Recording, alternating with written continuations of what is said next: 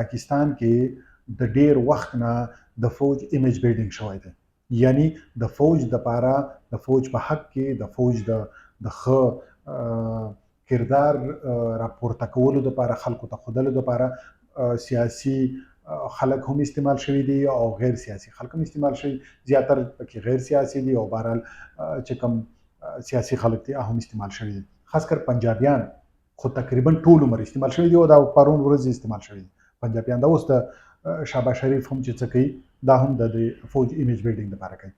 نو په پاکستان کې فوج ایمیج بیلډینګ ډېر اوږد تاریخ لري، اوس هم روان دی، نن ورځ روان دی.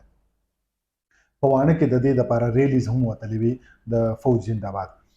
دغه ایمیج بیلډینګ د فوج لپاره څه فایده لري، ولې کوي؟ دا یو ډېر لوی سوال دی. دا داسې ده چې فوج ته پکار ده چې د دوی ته نمبر 1 خلک وایي، دوی ته خو وایي، دوی ته انډسپیوټډ وایي.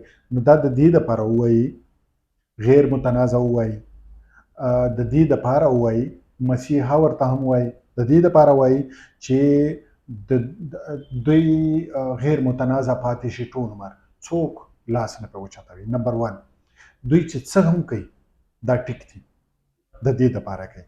مثلا د دوی دومره غټ ایمیج بیلډینګ شوی وي چې خلک دا تصور هم نشي کولی چې فوج هم غلطي کولی شي. مطلب فوج چې څه هم کوي ټیک کوي، چې څه هم کوي په دې کې یو مقصد دی، چې څه هم کوي په دې کې پټ یو فایده ده چې مونږ ته نه ښکاري. دا د دې لپاره کوي.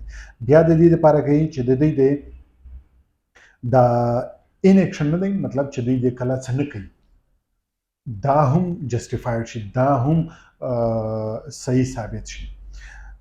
تاسو اوس وکتل دا ټول شیونه ورته پرېښودل، ټول بیلډینګز یې ورته پرېښودل چې خلک پرې راشي، نو دا ته ان اکشن وایي. نو دا ان اکشن په خپله ډېر غټ لوی اکشن وي د څه دپاره؟ د یو کار دپاره، بل اکشن دپاره. نو ان اکشن وشو، زه تاسو ته وایم چې دا ان اکشن ولې و، د کم اکشن دپاره و.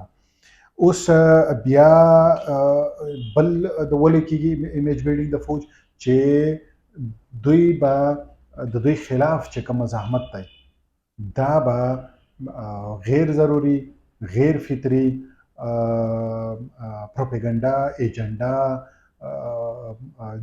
جاسوسي، دې ته څه وایي، غداري، دا ثابته کړي.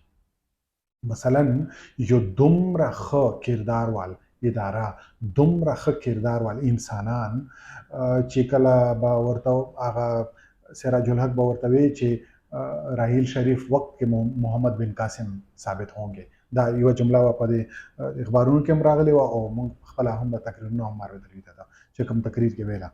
نو دا دومره غټ ایمیج بیلډینګ چې وکړي، نو بیا که چېرته څوک ووایي چې د فوج ظلم کوي، فوج ځمکې قبضه کوي، فوج تیل وړي، فوج بل کار کوي، میسنګ پرسن کیسې ورسره تړلې دي، نو بیا چې څوک هم دا خبره کوي، دا ریزسټنس کوي، مزاحمت کوي، دا ټول خلکو ته دا خو دروغ وایي، دا خو کیدی نشي، دا فوج څنګه یې کولی شي؟